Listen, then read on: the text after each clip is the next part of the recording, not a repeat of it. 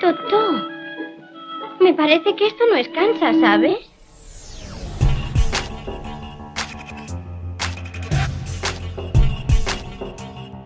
Bienvenidos a BRMU Podcast, de la biblioteca a tu casa.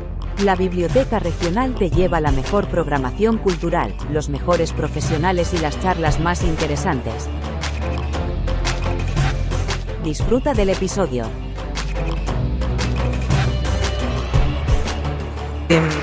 Muchas gracias por venir. Hoy es un viernes fantástico de mayo y estar a la sombra cuando se podría estar en una terraza yo lo considero un acto de generosidad.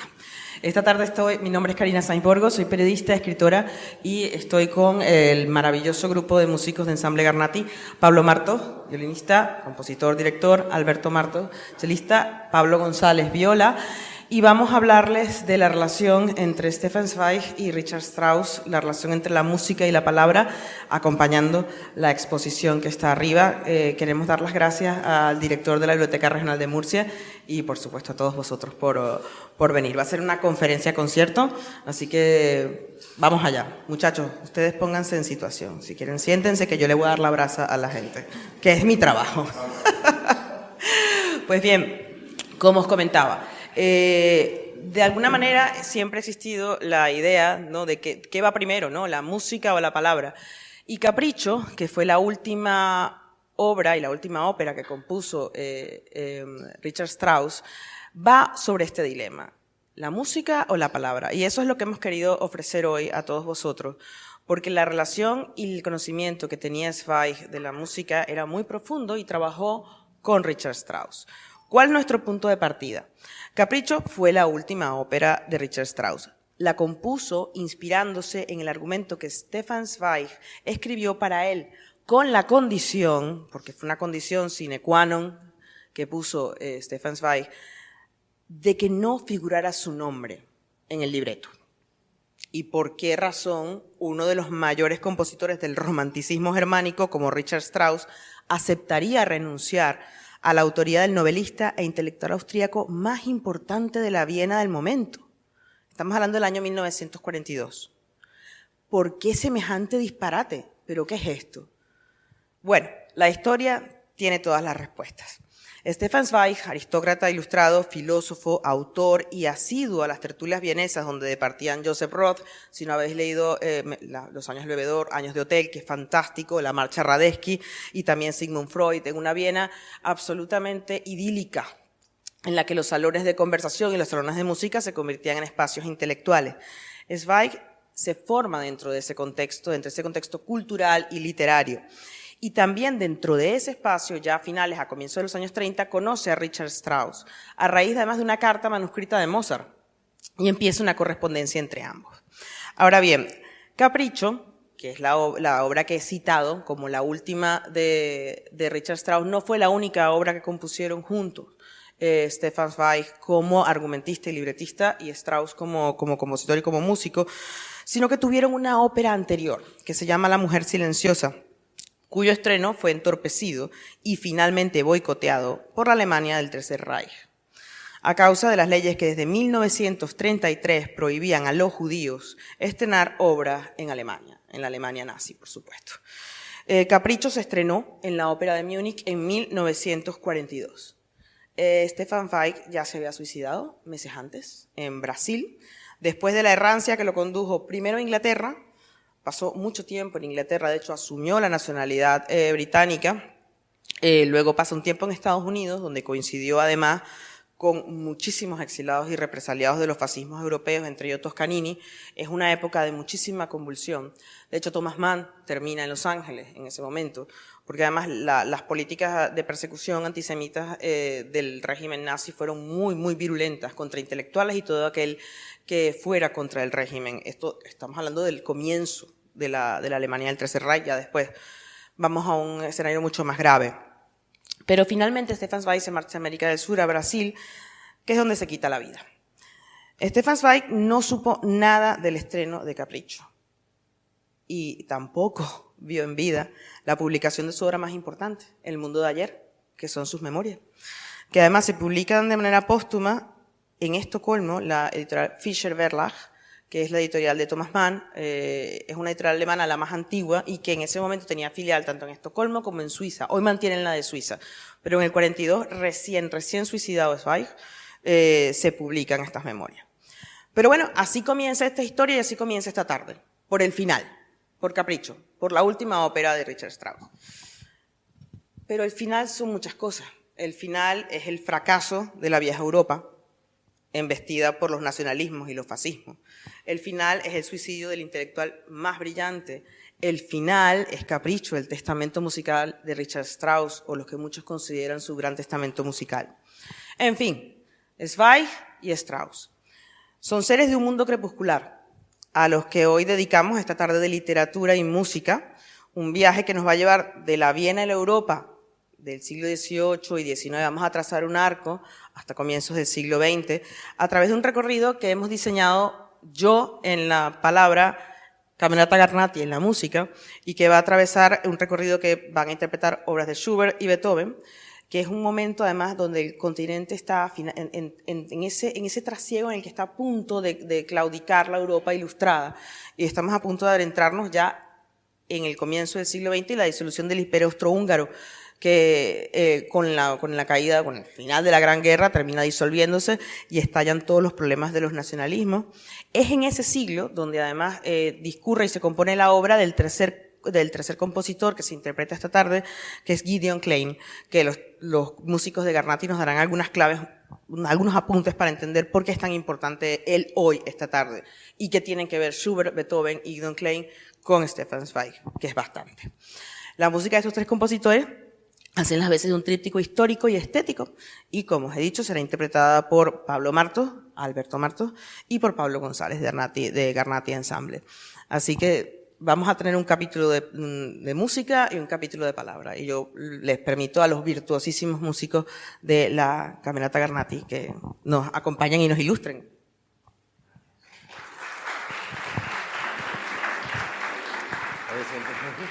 Buenas tardes.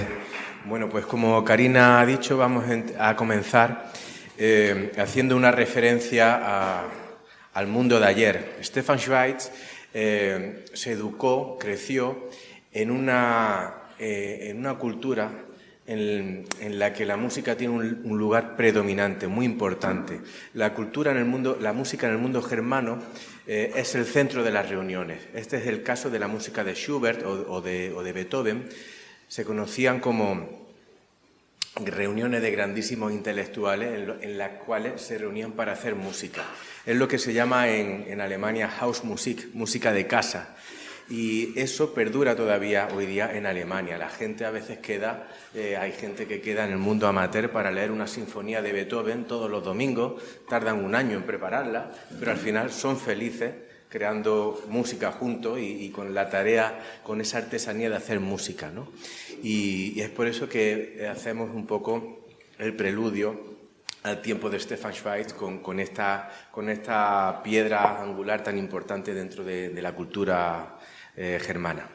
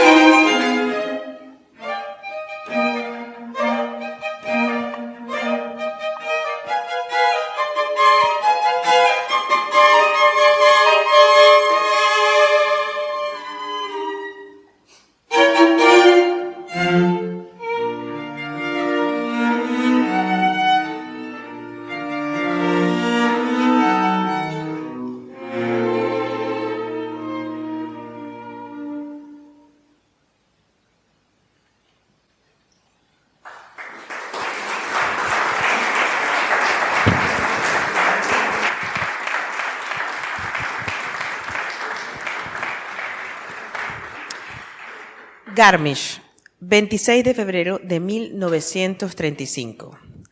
Querido señor Zweig, su hermosa carta me ha entristecido profundamente. Si usted también me abandona, en adelante me veré abocado a llevar la vida de un anciano retirado y enfermo que no tiene nada que hacer. Créame, no hay poeta que pueda escribir un libreto de ópera para mí, ni siquiera si usted colaborara con él generosa y desinteresadamente. Le agradezco de corazón su magnánima propuesta. He explicado repetidas veces tanto al ministro Goebbels como a Goering que llevo 50 años buscando libretista. Me han enviado docenas de textos. He tratado con todos los escritores alemanes. El hallazgo de Salomé fue un afortunado azar. No voy a renunciar a mi búsqueda y trabajo con usted porque en estos momentos tengamos un gobierno antisemita. Confío en que este gobierno no pondrá dificultades a una nueva ópera de Zweig y en que si hablo sinceramente con el doctor Goebbels, que se muestra muy cordial conmigo, nadie verá una afrenta en ello. Pero, ¿por qué plantear en este momento innecesariamente cuestiones que se habrán resuelto por sí solas dentro de 2 o 3 años? Así que mantengo mi ruego. Hágame un par de hermosos libretos y mantengamos la cosa en secreto entre nosotros hasta que ambos consideremos llegado el momento de sacarla a la luz. Obrar así no es indigno, tan solo inteligente. En cualquier caso, quería plantearle al doctor Goebbels que proponga la creación de un premio para textos operísticos. Ya veremos qué sale de ahí. Que Dios se apiade del ministro si gracias a ese concurso tiene que leer en persona todos los textos que le envían. Afectuosos saludos de su fiel servidor, doctor Richard Strauss. Esta carta, enviada en 1935, está recogida en una correspondencia que acaba de publicar la editorial Acantilado entre el escritor austríaco y el músico entre los años 1931 y 1935. Estas cartas muestran 2 cosas. Vamos a empezar por la más luminosa de todas, si es que hay algo luminoso en esta historia. Así como Pablo Martos nos dijo que había toda una cultura de reunirse alrededor de la música, del hecho cultural en el entorno doméstico, hay una novela muy buena que les recomiendo que se llama, por cierto, El vendedor de tabaco, que es el estanco en el que Freud va a comprar tabaco y toda la discusión intelectual que se genera allí. Demuestran 2 cosas estas cartas. 1, la importancia y el peso de la vida cultural de aquella Europa, insisto, del mundo de ayer, que está muy bien retratada en Zweig, una Europa civilizada, una Europa cosmopolita, y demuestra cosas mucho más interesantes. Por ejemplo, primero, ¿cuánto Zweig sabía de música? Sabía muchísimo. Hace una serie de apelaciones, le comenta, en el caso de la mujer silenciosa, cosas que le parecen excesivas. Es decir, era un hombre musicalmente formado y muy sensible. Y la segunda es cuánta devoción sentía Strauss, no solo por la obra de Zweig, que la conoce muy bien, porque además en las cartas le menciona muchísimas de sus biografías. Zweig está escribiendo la de María Antonieta justamente en estos años. sino que muestran un Strauss, además, que conoce de teatro, es un enamorado de Shakespeare, de poesía, adora Rilke, de narrativa, por la que tiene un especial interés. Entre ellos, Hoffmann insiste mucho en Hoffmann y Goethe, lo cual es lógico por la tradición oral literaria.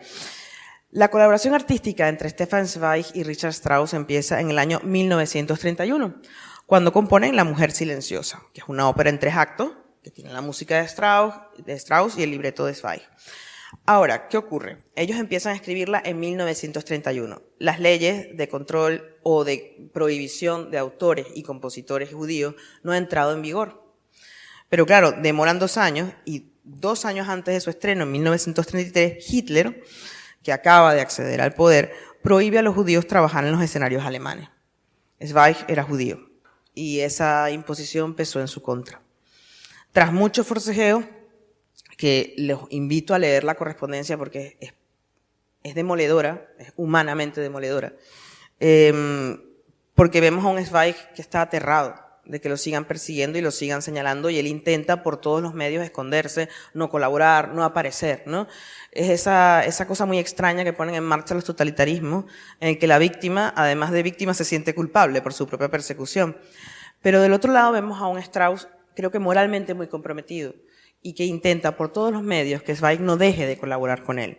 Ese me parece el segundo hallazgo importante de esta correspondencia, y lo que tiene sentido que estemos hoy escuchando música al mismo tiempo que leemos estas cartas y recordamos a Stefan Zweig.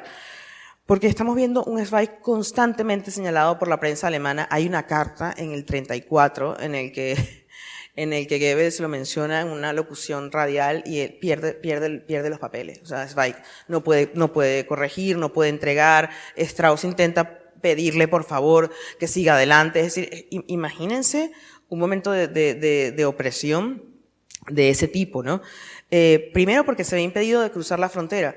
Lo primero que hizo Hitler fue poner un impuesto para cruzar de Austria a Alemania, como una manera de ir generando una especie de aislamiento, pero es que luego se cierran las fronteras. Zweig está constantemente agobiado por las entregas y las correcciones de su María Antonieta, que es la biografía que estaba haciendo en ese momento. Y sin embargo, a pesar de todo eso, en esa correspondencia muestra una lucidez cultural gigantesca. Él le insiste a Strauss diciendo que él es un hombre de Europa, que una obra de arte tiene que ser europea, que tiene que caber en el nido de un pájaro. Es decir, rechaza los discursos de los nacionalismos, rechaza los discursos marmóreos que en ese momento están impulsando todos los fascismos europeos, y de alguna manera nos despliegan un panorama donde la libertad individual está absolutamente constreñida, y ya no hablemos de la libertad creativa. Hay un momento en el que Zweig le dice a Strauss, que por eso comencé hablando de Capricho, en el que no firma, que él no quiere aparecer, que era partidario de un seudónimo, pero no lo acepta. Strauss le dice que no. La correspondencia que se tienen en esos años, previos a la expulsión de Zweig hacia el exilio, demuestran la presión del Reich, y dice: la política pasará, le escribe Zweig a Strauss en 1933. La política pasará, pero el arte permanece. Por eso debemos trabajar para lo perdurable y dejar la agitación a quienes se sientan realizados con ella. Año 1935. Estamos a punto de ver el mayor horror de la humanidad. Ya la Unión Soviética tiene los gulags, y Alemania está a punto de poner en marcha la gran demolición de lo que fue el proyecto europeo ilustrado. Creo que en este momento los músicos de la Camerata Garnati nos pueden explicar por qué y qué sentido tiene que escuchemos Beethoven a la vez que nos asomamos a la desesperación de un intelectual como Zweig.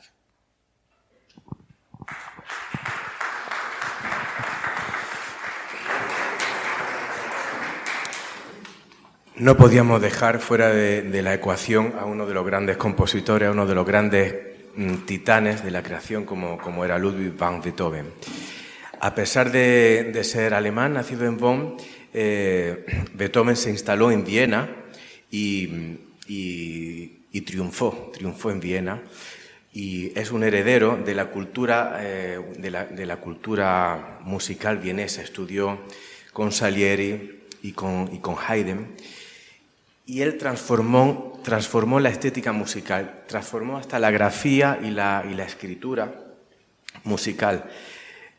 Él vivía rabioso y sediento de justicia, De hecho, dedicó su tercera sinfonía a Napoleón, pensando que Napoleón iba a ser una alternativa muy positiva para Europa, pensando que iba a traer libertad y otra serie de bienestares. Finalmente se arrepintió y tachó, existe esa partitura en la que se ve cómo está tachado físicamente con mucho vigor la dedicatoria a Beethoven, pero luego en su novena sinfonía vuelve a hacer un canto de libertad con el himno que todos conocemos, con la coral. La música se le queda corta y mete la palabra, mete un coro. Y no solamente eso, ese espíritu convulso y rabioso en el que pide y exige algo más a la humanidad, sea libertad, sea justicia, sea muchas cosas, transforma su escritura haciendo y creando un lenguaje que otros muchos compositores utilizarían más adelante. Me refiero a los esforchandos o a ciertos acentos o a ciertas grafías como una especie de palitos sobre las notas que piden al intérprete que esas notas sean tocadas con más vigor, con mucha energía, con mucho carácter, aunque el sonido a veces no sea el sonido elegante y clásico vienés. Pide esa rabia, hacer rugir, los músicos ya intuimos que él quiere hacer rugir a los instrumentos con esa nueva grafía. Así que bueno, vamos a tocar de un trío para cuerda en mi bemol 2 movimientos, el primero y el último. Muchas gracias.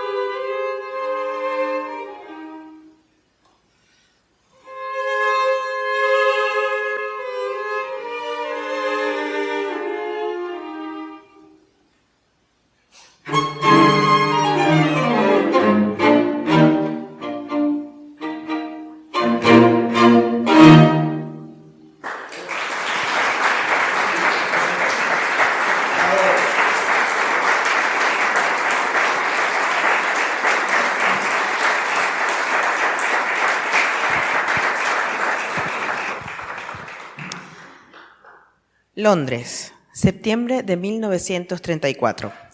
Estimado doctor Strauss, he pasado unos días en su Baden y mañana sigo viaje. Aquí me he encontrado con el profesor Kippenberg, pero ni siquiera a él, que sé que es un devoto amigo de usted, le he dicho ni una palabra de nuestros futuros planes. Por fortuna, sé callar en un mundo en el que cada palabra lleva a malentendidos.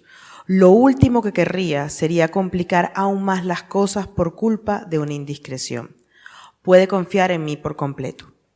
Durante las próximas 6 u 8 semanas estaré dedicado a un libro histórico, pero luego podré ponerme con nuestro proyecto y espero estar en condiciones de enviarle pronto, antes de que el nuevo año lo encuentre usted con las manos vacías, materiales que ojalá le parezcan sugerentes. Entre tanto, estará usted ocupado concluyendo la partitura. No temo por el destino de su obra. En una época que produce tanto barullo y tan poca música, logros como los suyos no pasarán desapercibidos, no por mucho tiempo. Las auténticas obras de arte encierran en su seno la fortaleza necesaria para vencer las resistencias. No soy tímido, simplemente me abstengo de hacer cualquier cosa que pueda incrementar las dificultades. Le ruego que transmita mis más sinceros saludos a su estimada esposa y los mejores deseos para su obra y para usted. De su devoto Stefan Zweig. Año 1934. Zweig se esconde de todas las maneras posibles para que la prensa no lo vea, para que no sepan que está trabajando con Strauss. El asedio político del nazismo contra la comunidad judía entorpece y asfixia el entorno creativo, hasta el punto que en los años previos, Strauss, en ocasión del estreno de La mujer silenciosa, se vio obligado a renunciar a la presidencia de la Cámara de Música del Reich. 2 años antes, en 1932, Joseph Roth, el novelista que les mencioné, que es fantástico, además de La marcha de Radetzky, escribe: ha llegado el momento de marcharse. Están quemando nuestros libros. Tenemos que irnos para que a las hogueras arrojen solo lo que hemos escrito. Dijo en Berlín en 1932.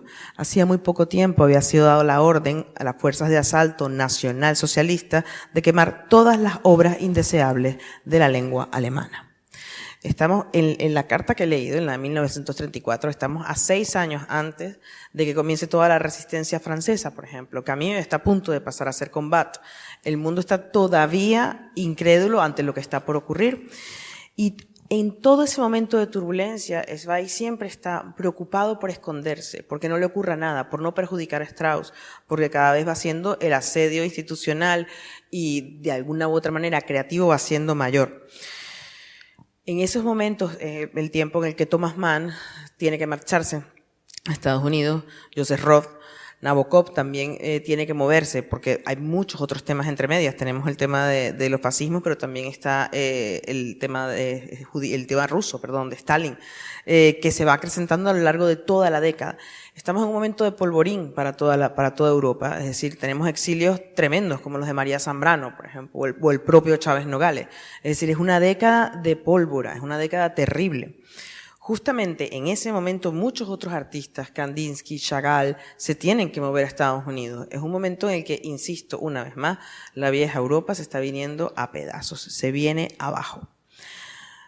Hay quienes lo sufrieron un poco antes por razones distintas, como por ejemplo Osip Mandelstam, que es un fantástico poeta, que además a Stalin no le hicieron tanta gracia a sus versos, y lo mandó a morirse, después de pasar por varios sitios, entre ellos Siberia, pues, prácticamente murió de neumonía, apestado en un campo.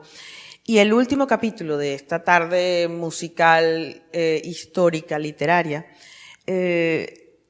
los músicos de la Camerata Garnati han propuesto a un compositor que se llama Gideon Klein. Es de origen judío, nacido en Praga. El trío que compone y que va a interpretar el ensamble Garnati lo compuso 9 días antes de que lo enviaran a Auschwitz. Llegó a Auschwitz y se le pierde la pista y no se sabe más de él. Que además Auschwitz normalmente no siempre fue el destino final de mucha gente. Es decir, podía ser un campo de paso hacia muchos otros sitios, por supuesto que era el lugar donde mayor mortandad hubo. Pero, por ejemplo, en el caso de Ana Frank pasa por Auschwitz por su hermana y luego termina cerca de Hannover, en un campo de también de trabajo, ¿no? Y terminan muriendo en unas condiciones extremas. Entonces, esa Europa luminosa de la que Zweig nos habla en sus grandes momentos de la humanidad, en algunos aspectos, en algunos de sus capítulos, esa Europa que él documenta y, digamos, narra y glosa en sus libros, se le cae encima, se le echa encima. Y creo que no hay mejor traducción musical de la desesperación y el vacío que el trío que Garmaty Ensemble de Gideon Klein va a interpretar para vosotros y con el que vamos a concluir nuestro tercer capítulo de la tarde de hoy. Y le doy el paso a don Marcos.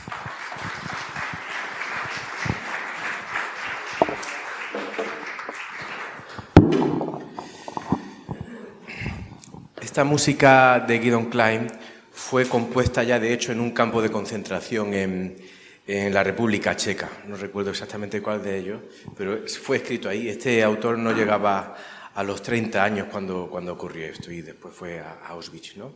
Tenemos la suerte de conocer esta música porque, aunque en Europa, o al menos en España, no es especialmente conocida, pero Alberto y yo hemos tocado muchísimo con Yuval Gotlibovich, un violista judío, israelí, mejor dicho, excelente y bueno, pues estas quedadas que a veces hacemos músicos para leer partituras, lo conocimos y nosotros, Alberto y yo, estamos apasionados por difundir la música que está por descubrir, que no se suelen escuchar normalmente en las salas de concierto.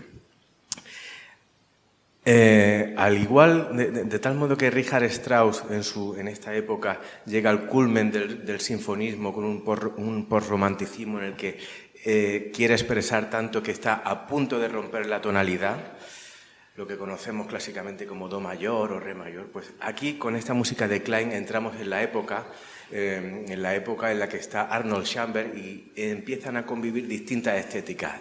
Esta de Richard Strauss, que acabamos de decir, del posromanticismo en su máximo esplendor, con otras como el dodecafonismo o esta pieza que yo la consideraría expresionista, en la que va rompiendo poco a poco la tonalidad para llegar a la mayor expresividad. Es un trío compuesto en 3 movimientos, tiene como 3 partes y lo vamos a hacer entero, de principio a fin, sin pausa. Muchas gracias.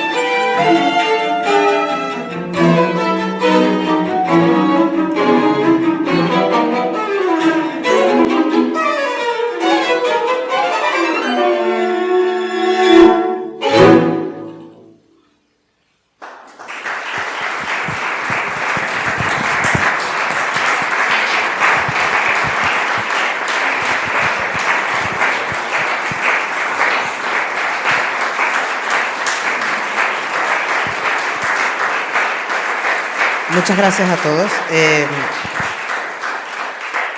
Es la época la que pone las imágenes. Yo tan solo me limito a ponerle las palabras, afirmaba Stefan Zweig en El Mundo de Ayer, una de sus obras más celebradas, que él nunca llegó a ver publicada y en cuyas páginas narra el proceso de decadencia y desaparición de un continente, una cultura y un tiempo.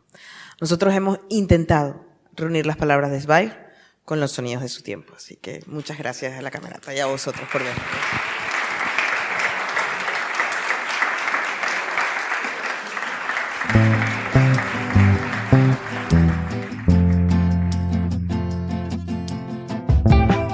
Acabas de escuchar otro episodio de BRMU Podcast. Suscríbete, dale a me gusta y comparte. Ha sido un placer para nosotros tenerte por aquí. Nos vemos en el próximo audio.